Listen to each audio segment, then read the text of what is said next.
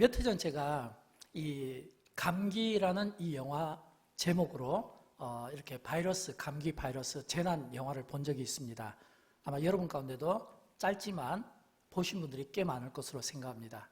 그때 보면서 참 끔찍하다 이런 생각을 갖게 되었는데 그 끔찍한 일이 안타깝게도 현실이 되고 말았습니다. 제가 영화를 보면서 제가 참 주목했던 장면이 있습니다. 목사의 관점에서 봤을 때는 그것은 진짜 재난은 바이러스가 아니라고 하는 사실입니다. 그 바이러스를 막기 위해서 얼마나 많은 사람들이 자유를 억압당하고 희생을 강요당하며 불안에 떨고 두려워해야만 하는가라고 하는 겁니다. 사랑하는 여러분, 지금 전 세계는 바이러스 공포로 많은 사람들이 두려워하고 있는 것 같습니다. 특별히 이 태평양 바다를 끼고 이 중국과 미국에서 지금 중국에서는 독감 바이러스로 이미 사상자가 8,000명이 넘었습니다. 그리고 중국도 신종 코로나 바이러스로 이미 사상자가 300명이 넘은 상태입니다. 우리는 중국과 인접한 관계이기 때문에 이 중국의 일에 대해서 참 예민하게 여기지만 사실은 이 태평양을 마주보고 있는 미국에서도 이미 이 독감 바이러스로 벌써 엄청난 사상자와 희생자가 나오고 있는 이런 현실입니다. 그러다 보니까 많은 사람들이 두려워하는 것 같아요. 우리가 얼마 전 TV를 통해서 중국 우한에 있는 우리 한국 교민들이 이제 이렇게 우리나라로 귀국하는 그런 모습들을 보게 되었을 겁니다.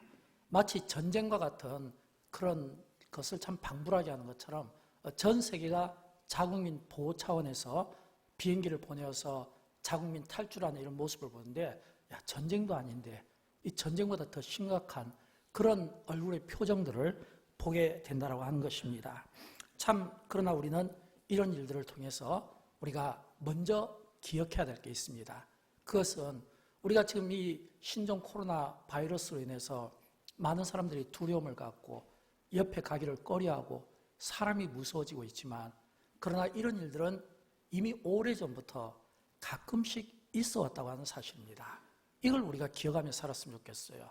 예수님은 짧은 공생 기간을 사셨지만 그 짧은 공생 기간 중에 예수님도 이런 일을 예견하시고 본인도 친히 경험하셨습니다. 그래서 예수님께서 이런 말씀을 해주셨잖아요. 너희가 환난을 당하나 환난의 때가 있다라고 하는 겁니다. 그러나 예수님은 환난을 당할 때 우리에게 지침을 주신 거예요. 담대하라. 내가 세상을 이기지 않았냐. 그런 것처럼 내가 담대하게 믿음으로 세상을 이겼으면 좋겠다라고 하는 겁니다. 사랑하는 여러분, 그러므로 우리 그리스도인들은 우리 앞에 어떤 환경적인 이런 어떤 재난이나 두려움이 일 때 먼저 우리는 그 두려움을 우리가 다르게 해석할 수 있는 그런 영안이 있었으면 좋겠고 그런 해석법이 우리에게 있었으면 좋겠습니다. 왜냐하면 두려움은 인간이 느끼는 기본적인 감정입니다. 이거는 목사인 저도 피할 수가 없는 거예요. 그러나 이 두려움은 인간이 느끼는 기본적 두려움이지만 또 동시에 하나님께서 우리 안에 이 두려움이라는 것을 주심으로 경보장치를 삼아주신 것 같아요. 그래서 우리 안에 이 두려움이라는 이 경보장치가 우리에게 올림으로 말미암아 어떤 위험 상황을 대비하고 예비할 수 있도록 만들어주시는 것 같습니다. 그래서 우리 그리스도인들은 어떤 고통이나 재난이 또는 두려움의 때가 있을 때 거기에도 하나님의 뜻이 있지 않겠는가 이런 생각을 가지고 두려움의 감정을 어떻게 조절하고 또 두려움의 감정을 어떻게 관리를 잘하냐 이게 진정한 주님이 보고 싶어하는 신앙인의 모습 아니겠습니까? 에머스는 이런 이야기를 했습니다. 날마다 주어진 공포심을 극복하지 못하는 사람은 인생의 교훈을 아직 덜 배웠다 이렇게 이야기를 하고 있습니다. 저는 사람들이 두려워할 때 적어도 세 가지 대상이 있다고 생각합니다. 첫째는 하나님 두려워할 수 있습니다. 두 번째는 사람을 두려워할 수 있습니다. 그리고 세 번째는 아직 일어나지 않은 미래의 일을 미리 생각하고 예측해서 두려워할 수 있습니다. 사람들이 하나님을 두려워할 때는 반드시 죄와 관련이 있는 것을 보게 됩니다. 에덴 동산에서 아담과 하와가 이제 하나님께서 먹지 말라고 한 그 선악과를 먹음으로써 그들이 서로 벗은 몸을 보게 된 겁니다. 부끄러운 마음이 들었습니다. 수치스러운 마음이 들었습니다. 그래서 그들이 한 게 뭔지 알아요? 하나님을 피하여 도망갔다. 근데 그때 그 피할 때 두려운 마음으로 그들이 숨었다고 이야기합니다. 하나님께서 아담에게 아담아 어디 있느냐? 아담이 뭐라고 이야기했을까요? 하나님 내가 벗은 것을 두려워하여 숨었나이다. 근데 여러분 아십니까? 하나님은 우리에게 두려움을 주신 적이 없습니다. 우리가 하나님을 잘못 이해해서 그럽니다. 하나님은 우리에게 두려움이나 재앙을 주시는 분이 아니에요. 우리에게 평안을 주시고 미래와 희망을 주시는 분이신 것을 믿으시기 바랍니다. 그러므로 두려움의 때에 올 때 이게 하나님 앞에서의 두려움이라면 반드시 우리가 죄의 문제를 해결하고 우리의 시선을 하나님께 고정시키고 우리가 하나님께 좀 더 가까이 나아감으로써 하나님과의 이 교제를 통해서 우리의 삶의 잘못된 부분들을 하나하나 조절하고 조율하고 회개하고 고침으로써 우리가 하나님 앞에 완전한 자로 세움을 받는 것입니다. 두 번째는 사람들이 두렵습니다.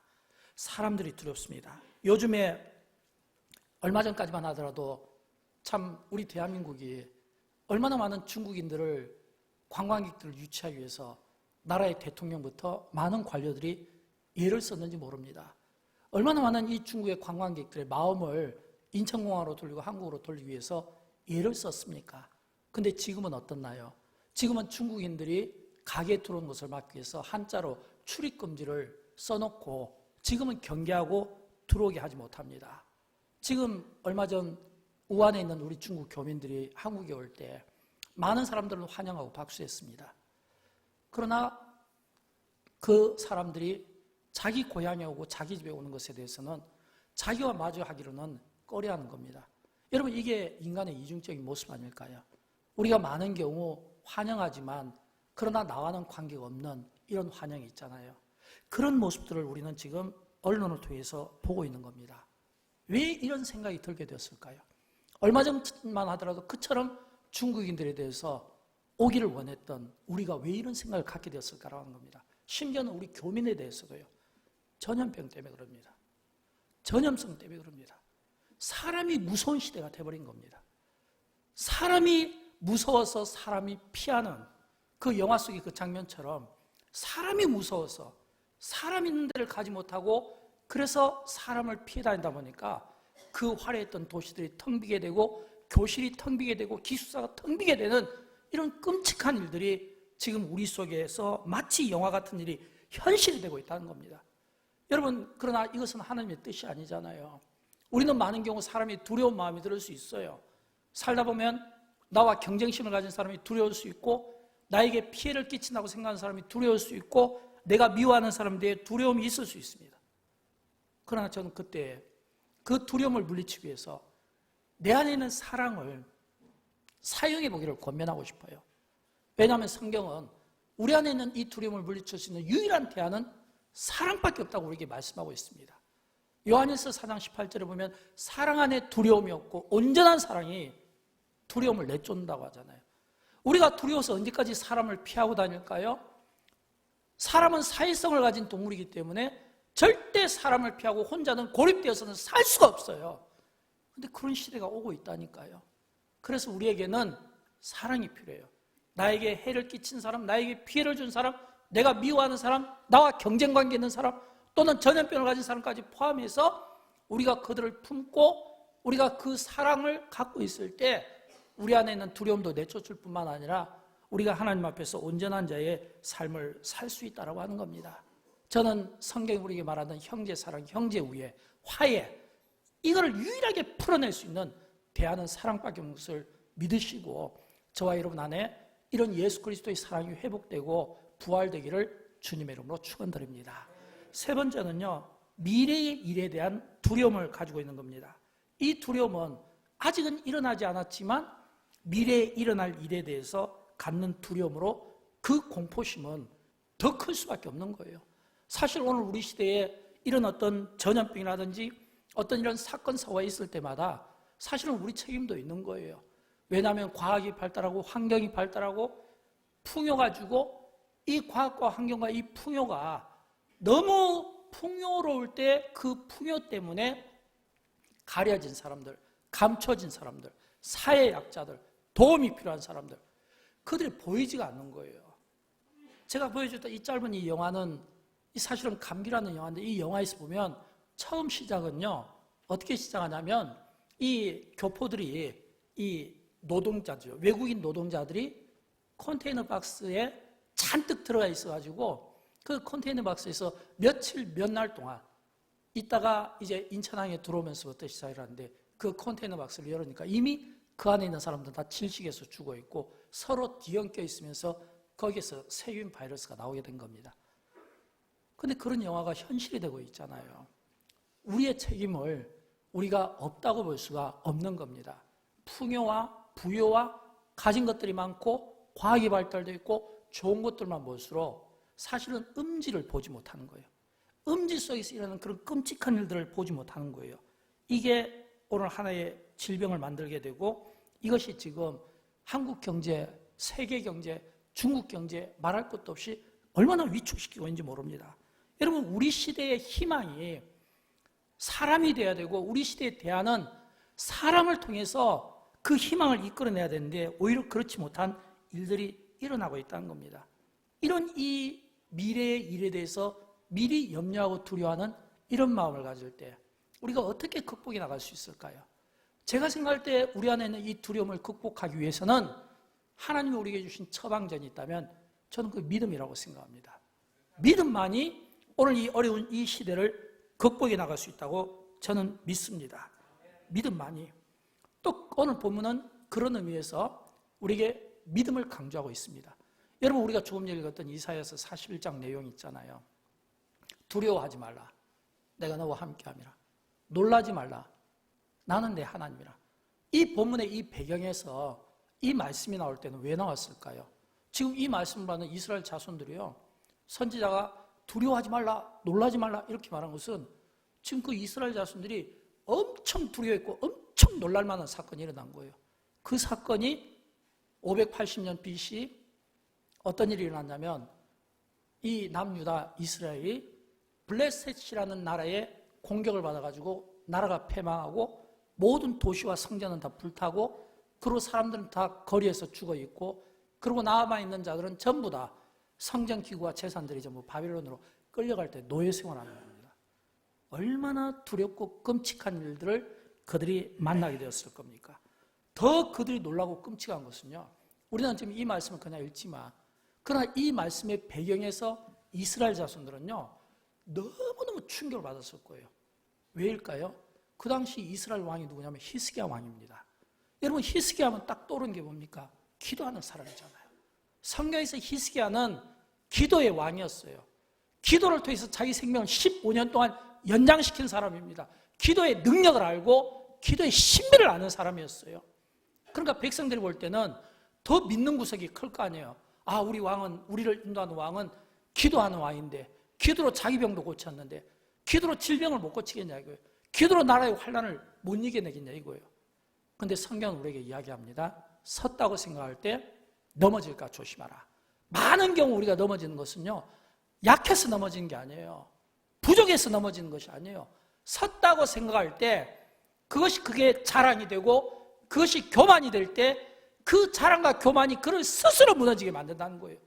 이것은 성경과 역사가 우리에게 증명해 주고 있지 않습니까? 여러분이 히스기야가 죽을 병이 걸렸을 때까지 그는 기도의 사람이었습니다. 그러나 그가 기도로 낫게 되었을 때 많은 사람들이 그를 부러워했습니다. 많은 사람에게 그에게 간증을 시켰습니다.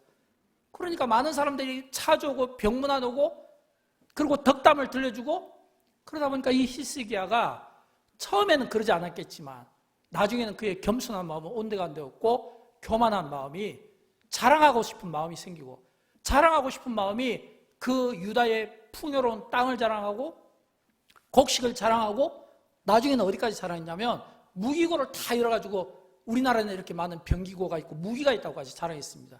이거는 외부의 적에게 이미 다 노출했으니까 쉽게 그냥 들어와서 다 가져가라는 소리밖에 안 되는 거예요. 그래서 나라가 패망한 겁니다. 얼마나 이스라엘 자손들이 후회스럽고 얼마나 기가 막히며 얼마나 믿지 못할 그 끔찍한 사건 앞에서 두려운 마음을 가졌겠습니까? 여러분, 그들에게 무슨 미래가 있겠습니까? 미래 없는 그들을 향해서, 고난받는 이스라엘을 향해서 하나님이 주신 말씀이 두려워하지 말라, 놀라지 말라, 이 말씀이에요. 오늘 보면 10절 말씀이 그거예요. 우리 같이 한번 읽어보도록 할까요? 두려워하지 말라. 내가 너와 함께함이라. 놀라지 말라. 나는 내 하나님이 됨이라. 내가 너를 굳세게 하리라. 참으로 너를 도와주리라. 참으로 나의 의로운 오른손으로 너를 붙들리라. 아멘. 사랑하는 여러분, 저는 여러분이 두려움 없이 살았으면 좋겠습니다. 그러나 연약함으로 인하여 어쩔 수 없이 두려움이 생긴다면, 그것이 하나님 앞의 두려움이라면 죄의 문제를 해결하고 돌이키시기를 바랍니다. 사람과의 문제에서 두려움이라면 여러분의 사랑이 온전한 사랑이 되어 그 사랑으로 그 사람과의 그 불편한 관계를 풀어나가시기를 바랍니다. 미래의 일에 대해서 만약 여러분이 두렵다면 하나님이 나와 함께 하시는, 하나님이 나와 동행하시는, 하나님이 함께 하신다고 하는 그 믿음을 가지고 미래의 두려움에 대해서 극복하시고 이겨내시기를 바랍니다. 여러분, 왜 우리에게 믿음이 필요할까요? 우리에게 믿음이 필요한 것은 우리가 미래를 모르니까 믿음이 필요한 겁니다. 그래서 우리는 전도서의 교훈이 필요해요. 전도서 8장 7절에 보면 사람이 장래일을 알지 못하나니. 여러분, 우리가 알 수 있습니까? 우리는 한치 내일을 알 수가 없는 거예요. 그래서 전도서 7장 14절에서 우리에게 이런 교훈을 줍니다. 형통할 때는 기뻐하고 공고할 때는 되돌아봐라. 그래서 참 지혜자일수록 형통의 때와 공고의 때를, 이 두 가지를 돌아볼 수 있는 이런 지혜와 이런 믿음을 가진 사람이 되어야 되겠다라고 하는 것입니다. 우리가 살아가는 이 세상은 어떤 시인의 고백처럼 인생은 항해하는 것 같아요. 근데 항해하는 것 같은데 그 항해가 항상 순풍일 수 없고 그 바다가 파도 없이 잔잔할 수만은 없습니다. 그럼 배가 나가지 않겠잖아요. 배가 나가기 위해서는 때로는 바람도 불어야 되고 때로는 파도도 쳐야 그 파도의 흐름과 그 풍향에 따라서 배가 나갈 수 있잖아요. 그러나 풍랑을 만날 때는, 바람을 만날 때는 그 배는 기우뚱거리고 여기저기 막 흔들릴 수밖에 없는 것처럼 멀미나는 상황, 혼란스러운 상황, 고통스러운 상황, 이런 상황들이 생길 수밖에 없고, 이게 오늘 우리가 살아가는 이 세상이고 현실이라 이거예요. 내가 예수를 잘 믿기 때문에 이런 고난이 없다고 성경은 우리에게 한 번도 말한 적이 없어요. 오히려 성경은 정직하게 내가 믿음으로 살고 내가 의롭게 살고 바르게 살려고 하면 오히려 더 큰 어려움이 있을 수 있음을 우리에게 경고해 주고 있는 겁니다. 그러므로 우리는 어떤 상황이 있든지 두려운 상황이 생길 수 있고 무서운 일이 있을 수 있고 또 몇 년 지나다 보면 또 이런 바이러스로 인한 이런 공포스러운 일이 있을 수밖에 없어요. 그때 우리 그리스도인들은 해석을 달리해야 됩니다. 저는 그런 면에서 우리가 고난을 안 만났으면 좋겠고 두려운 마음이 없었으면 좋겠지만, 그러나 이 두려운 마음이 있을 때 이 두려운 마음이 피한다고 도망간다고 홀로 있는다고 이게 해결되는 문제가 아니잖아요. 이게 고쳐진 게 아니잖아요. 근본적인 대안을 찾아야 되고 처방전을 찾아야 된다 이거예요. 저는 그런 의미에서 저와 우리 모두가 우리의 인생의 두려움이 찾아올 때 저는 세 가지 믿음을 여러분이 갖기를 바라요.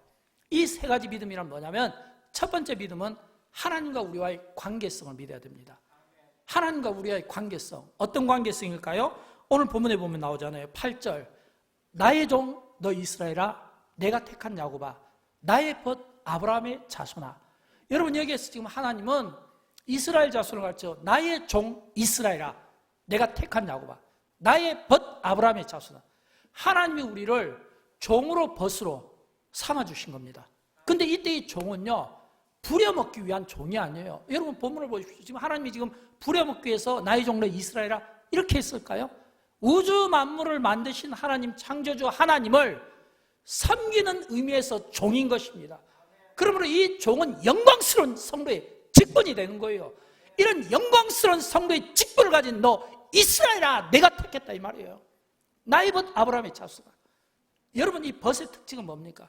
친구의 특징은 서로 소통이 잘 된다는 거잖아요. 그러니까 친구죠. 서로의 의견을 서로 존중하고 말할 수 있는 이런 친밀함이 있다는 겁니다. 우리가 잘 알듯이 하나님께서 소돔성을 멸망을 앞두고 아브라함을 먼저 만나주시잖아요. 왜 만나주실까요? 아브라함을 만나주실 때 하나님이 하신 말씀이 있어요. 아브라함에게 내가 너에게만큼은 숨길 수가 없어서 내가 이 소돔성을 멸하러 간다고 아브라함에게 이야기하잖아요. 그만큼 하나님은 아브라함과 좋은 관계였고 아브라함은 하나님과 친밀한 관계를 가지고 있었다는 겁니다. 여러분, 이처럼 하나님이 우리를 종으로 또 우리를 벗으로 사용해 주는 거예요. 그러므로 우리가 두려움이 있을 때 먼저 내가 하나님과 관계를 생각하십시오. 나는 하나님의 종인데, 영광스러운 하나님을 섬기는 직분을 받은 자인데, 나는 하나님의 친구인데, 그런 그 마음이, 그 믿음이 오늘 우리 안에 있는 모든 두려움을 물리치게 될 줄로 믿습니다. 두 번째는요, 우리의 정체성입니다. 여러분, 오늘 본문 9절은 우리의 정체성을 보여주고 있습니다. 내가 땅 끝에서부터 너를 붙들며 땅 모퉁이에서부터 너를 부르고 내게 이르기를 너는 나의 종이라 내가 너를 택하고 싫어하여 버리지 아니하였도다. 여러분, 무슨 말일까요? 지금 이 말은 하나님께서 땅 끝에서부터 너를 붙들고 너를 부르고 너를 택하고 싫어하여 버리지 아니하였다. 그러면 지금 이스라엘 자손들이 바빌론 포로로 끌려가고 그들이 고난을 받지만 싫어하여 버리지 아니하였다는 이 말씀 속에는 여전히 하나님은 이스라엘 자손들과 함께하고 있다는 겁니다. 비록 그들이 지도자를 잘못 만나고 그들이 하나님 앞에 실수하고 뭔가 하나님 앞에 범죄하고 회개하지 못한 문제 때문에 지금 당장은 그들이 고난을 당하고 있지만 내가 너희를 택할 때 싫어하지 않았고 버리지 않았던 이 말씀은 잠깐 그런 연단의 기간을 통해서 다시 내가 너희를 부를 것이고 다시 예루살렘으로 오게 하실 것이고 다시 성벽을 재건하고 성전을 건축하고 다시금 부흥의 시대를 만들어주겠다는 약속이 그 안에 담겨 있다는 겁니다. 이게 하나님의 우리를 두신 목적이고 우리가 정체성이라는 것은 바로 이거예요. 하나님이 우리를 그런 관계로 삼아주셨다니까요. 에베소서에 보면 창세전부터 우리를 택하여 부르셨다고 말씀하고 있잖아요. 창세전부터 하나님은 우리 인생에 대해서 이미 디자인을 하신 분이에요. 창세전부터 우리의 인생에 대해서 이미 조명하시고 우리의 갈 길을 아신 분이다라고 하는 겁니다. 사랑하는 여러분, 그렇다면 우리는 누굽니까? 주님과 나와의 이 관계 속에서 나는 누구인가? 나는 주님 때문에, 예수님 때문에 난 누구인가? 이거예요. 하나님의 아들과 하나님의 양자의 아들의 신분을 받은 겁니다. 어떤 부모가 자기 자녀들이 잘못되는데 관망하는 부모가 있을까요? 자녀들이 어려움을 있을 때 부모는 자기 생명을 내어서라도 지키고 싶은 게 자기 자녀고 붙들어주고 싶은 게 자기 자녀고 자녀를 위해서라면 뭐든지 희생할 수 있는 준비가 되어 있는 게 이게 부모의 마음이잖아요. 그렇다면 우리가 하나님의 자녀 아닙니까? 그렇다면 하나님께서 우리를 택해 주셨는데 우리를 불러주셨는데 당연히 하나님께서 우리를 책임져 주시지 않겠느냐는 믿음을 가지고 있을 때 그 믿음이 오늘 우리 안에 모든 두려움을 물리치게 된다고 하는 것입니다. 마지막으로 세 번째, 기도의 능력을 믿으시기 바랍니다. 여러분, 아프리카 우간다를 보면요, 지금은 이 아프리카 우간다가 아프리카 48개 나라 가운데 상당히 복음이 많이 들어가 있고 그리고 이 복음에 어떻게 보면 부흥기를 지금 맡고 있습니다. 그러나 우간다가 처음부터 그러진 않았어요. 처음에는 아프리카 우간다가 굉장히 박해가 심했던 나라입니다. 주술이 심했어요. 미신과 우상이 많았고요. 그리고 우리가 잘 아는 에이즈가 심했고요. 이 우간다가 서로 사람들이 총질을 하면서 많은 사람들이 그냥 죽어서 길거리에서 시체들이 막 쌓이는 그런 끔찍한 그 시대에 우간다 희망이 없고 절망이 없던 그 우간다를 향해서요, 기도하는 사람들이 생기기 시작한 겁니다. 여기저기서 모여서 한 사람씩 두 사람씩 기도를 한 거예요. 처음에는 그들의 숫자가 적다 보니까 모기 소리 같이 작은 소리가 났지만 나중에 그들의 기도 소리가 점점 커지면서 그 기도가 능력이 되어서 그 아프리카 우간다에 그렇게 숭배하던 주술이 줄어들게 되고요, 에이즈가 감소하게 되고 서로를 향해서 총을 겨누던 사람들이 이제는 크리스찬 리더자들이 되어서 그들을 통해서 교회가 세워지고 복음이 세워지면서 복음의 부흥기를 맡게 된 겁니다. 그러나 여러분, 그 기도하던 사람들이 기도할 때 방해가 없었겠습니까? 부딪힘이 없었겠습니까? 박해가 없었겠습니까? 있었지만 그 고난을 딛고 끊임없이 기도하는 그 기도의 사람들을 통해서 지금의 우간다가 영적 부흥기를 열어가고 있다면 지금이야말로 우리가 중국을 위해서 기도의 손을 높이 들어야 될 때라고 생각합니다. 왜일까요? 모든 문제는, 모든 질병은 반드시 원인이 있고 원인의 결과가 지금 우리가 고생하는 이 신종 바이러스입니다. 그러나 우리는 그 원인의 어떤 그 결과를 보기 이전에 그 원인 이전으로 한번 돌아가 봐야 되겠어요. 왜 이런 질병들이, 이런 바이러스가 오늘 우리를 위협하고 우리에게 두려운 마음을 주게 될까요? 물론 많은 사람들은 이렇게 이야기합니다. 중국 사람들의 식생활에 문제가 있다고 이야기합니다. 또는 중국인들의 위생에 문제가 있다고 이야기합니다. 그러나 저는 목사이기 때문에 그렇게 해석하고 싶지가 않아요. 물론 위생의 문제도 있고 식생활의 문제도 있겠지만, 그러나 영적인 부분에서 우리가 좀 살펴볼 필요가 있는 겁니다. 지금까지 이 중국은 지난 수십 년 동안 한국교회를 비롯하여 세계 모든 교회가 가장 선교의 꽃을 피우고 기독교의 부흥기를 만들었던 때가 있습니다. 얼마 전까지만 하더라도 중국의 그리스도인들이 1억이 넘는다는 통계까지 접한 바가 있습니다. 우리 대한민국 인구의 2배가 되는 그런 많은 그리스도인들이 있었어요. 그러나 지난 몇 년 동안 중국에 있던 그 많은 교회들이 전부 다 폐쇄되고 문을 닫고, 심지어는 중국에는 한족들 예배도 폐쇄가 되고, 또는 주재원이라든지 정상적인 법 절차를 밟아서 교회를 세웠던 한인들의 교회조차 문을 닫고 폐쇄하고, 선교사들이 재산을 빼앗기고 추방 나간 일들이 얼마나 많이 생긴지 모릅니다. 지난 몇 년 동안 영광교회도 무려 3명의 중국에서 선교하던 선교사들이 추방해서, 한 분은 러시아에 가 있고, 한 분은 중동에 가 있고, 그리고 한 분은 지금 한국에 머물고 있어요. 얼마나 마음이 아프고 가슴이 아픈지 몰라요. 그러나 또 한편으로 감사한 마음도 있어요. 비록 중국 땅에 교회가 다 폐쇄되고 문을 닫히고 선교사들이 다 강제 추방당하고 다시 올 수 없는 상황이지만, 그러나 우리가 지난 수십 년 동안 그렇게 우리가 중국에 많은 선교를 한 것은, 물론 이 중국이 북한 선교를 위해서, 통일을 위해서 교두부가 되고, 우리가 북한에 복음을 전하기 위해서 가장 효과적인 방법이 중국이라고 생각했기 때문에, 이 중국의 선교사로 갈 때는 그들은 전부 다 내가 중국을 위해서 선교하지만 내가 통일을 위해서 선교하고 내가 북한을 위해서 선교하는 그런 꿈을 가진 사람들의 장소가 중국이었어요. 그런 그 중국이 지금은 어떻게 됐습니까? 텅 비어버렸잖아요. 근데 왜 제가 감사하다는 이야기를 할까요? 지금 거기는 한국인 선교사도 없고 세계 외국인 선교사도 없지만 중국인 그리스도인들이 지금 많이 남아 있습니다.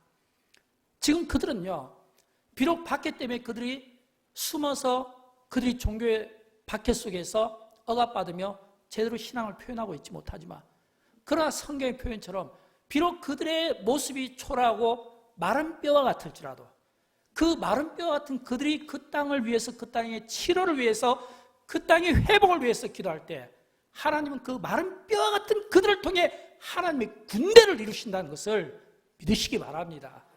우리가 비록 지금은 중국으로 직접 가지 못하는 이런 열악한 환경이 되어 있지만, 우리가 물질로 그들을 돕는 데는 한계가 있습니다. 우리가 그분들을 수용하고 격려하고 치료하는 데는 한계가 있습니다. 여러분, 그러나 우리는 이미 성경을 통해서, 역사를 통해서 보았잖아요. 민족이 위기가 있고 세계가 위기가 있고 교회가 위기가 있을 때 왜 우리가 이 자리에 와 있나요? 왜 우리가 믿나요? 우리를 지키실 분이 하나님밖에 없다는 것을 알기 때문에 우리가 이 자리에 있는 거예요. 우리를 지키실 분이 하나님이시라는 것을 믿는 믿음을 가진 자만이 기도할 수 있는 거예요. 하나님 앞에 예배할 수가 있다고 하는 것입니다. 사랑하는 여러분, 저는 그런 의미에서 영광교회가 다시 한번 세계 선교의 꿈을 갖고, 사실은 참 저도 개인적으로 참 중국에 대해서 좀 실망도 하고, 많은 선교사들이 쫓겨나오는 이런 모습들을 통해서 마음이 아프고 돌아보고 싶지 않아요. 그러나 한편으로 이렇게 생각합니다. 하나님께서 이런 기회를 통해서 또 한 번 한국교회가 일하기를 원하시는 것 같아요. 또 한 번 한국교회가, 성도들이 그 중국에서 고통받는 마른 뼈와 같은 그 성도들을 위해서, 우리가 아웃사이드에서 또 한 번 그들을 위해서 기도하고 일하기를 원하시는 것 같아요. 하나님의 뜻이 그런 것 같아요. 그래서 우리는 중국을 포기할 수도 없고, 또 중국 선교를 통해서 우리가 통일 한국과 또 북한 선교에 대한 꿈을 버릴 수 없기 때문에 우리가 그들을 위해서 해야 할 일은 무엇인가? 기도에는 다른 대안이 없다는 겁니다. 저는 우리의 기도가 이민족을 살리는 데도 쓰임받기를 원하고, 세계교회를 살리는 데도 쓰임받기를 원하고, 중국을 위해서도 살리는 데 쓰임받기를 원하고, 우리의 기도가 그렇게 능력 있게 쓰임을 받았으면 좋겠어요. 두려움이 있을 때 이 두려움이 우리의 찬송이 되고, 이 두려움이 우리의 기도가 되고, 이 두려움이 오늘 우리에게 하나님의 능력을 보여주는 이런 절호의 기회가 된다고 하는 것입니다. 저는 신명기 7장 15절에 있는 이 말씀을 묵상해 보았습니다. 우리가 잘 아는 말씀이잖아요. 평소에는 제가 이 말씀을 묵상할 때 이 말씀이 그렇게 저에게 별로 다가오질 않았어요. 제가 질병에 걸린 적도 없고 악질에 걸린 적도 없고, 근데 왜 하나님께서 이런 말씀을 주셨을까요? 하나님께서 모세에게 이스라엘 자손들이 광야 생활할 때 주신 말씀, 여호와께서 또 모든 질병을 내게서 멀리하사 너희가 하는 애굽의 악질에 걸리지 않게 하시고, 이 말씀이에요. 여호와께서 모든 질병을 내게 멀리하사 너희가 하는 애굽의 악질에 걸리지 않게 하시고, 하나님을 바로 믿고 하나님을 예배하고 하나님을 찬송하고 하나님께 기도하는 하나님의 백성들에 대해서 모든 질병을 멀리하시고 애굽의 악질을 걸리지 않겠다고 하는 이 말씀이 별로 와닿지 않았는데, 이제는 이 태평양 지도를 보면서 미국에서 오는 이 독감 바이러스, 중국에서 오는 이 신종, 이 폐렴 바이러스를 보면서 하나님께서 이때를 위해서 우리 그리스도인들에게 이런 격려와 약속과 축복의 말씀을 주셨구나 라고 하는 것을 다시 한번 감사하지 않을 수 없게 되었다고 하는 것입니다. 기도로 우간다 땅을 살리고, 기도로 그 우간다 땅을 치료하고 그 백성들의 그 잘못된 것을 돌이킨 것처럼 우리의 기도가 중국을 살릴 수 있습니다. 우리의 기도가 중국 땅을 깨끗하게 할 수 있습니다. 우리의 기도가 그 중국에 있는 모든 악질과 병에 걸린 것들을 치료하는데 우리의 기도가 쓰임을 받았으면 좋겠어요.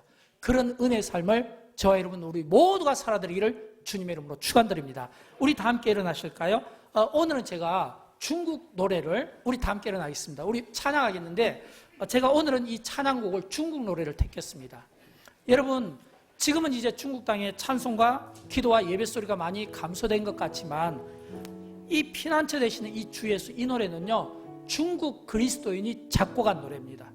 중국 그리스도인이 이 곡을 작곡하고 이 곡을 한국 선교단체가 번역해서 우리가 쓰고 있고요, 영어로 번역해서 미국 교회가 쓰고 있어요.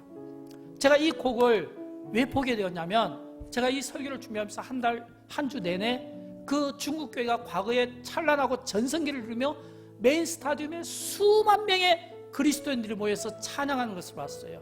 그때 그들이 가장 즐겨 불렀던 찬송이 바로 이 찬양이었어요. 이 중국 사람들은 약간 사회주의적인 영향을 받았는지 찬양 부를 때니까 꼭 군가 부르듯이 부르더라고요. 군가 부르듯이. 근데 굉장히 진짜 이 찬양의 가사처럼 막 땅이 움직이고 요동하는 그런 느낌을 제가 받게 되었습니다. 이제 지금 그들은 마른 뼈가 되어서 아마 이 찬양을 그들이 어느 곳에서 부르지 않겠습니까? 우리가 함께 불러줌으로 그들의 그 기도의 손을 같이 들어주기를 바랍니다. 우리 그런 마음으로 같이 가사를 생각하면서 찬양하도록 합니다. 피난처 되시는 주 예수,